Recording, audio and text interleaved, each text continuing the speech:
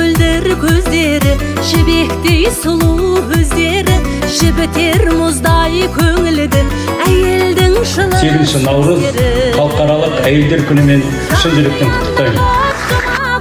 Еріне құрақ ұшады, айнымас сезім махаббат, әйелдің ыстық құшағы.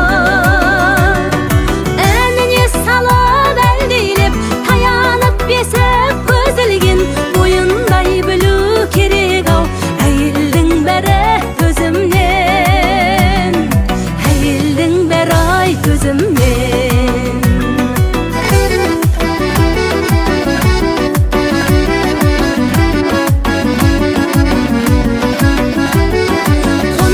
Келсе шайраңдап, ұсынар кесеп ал шайын.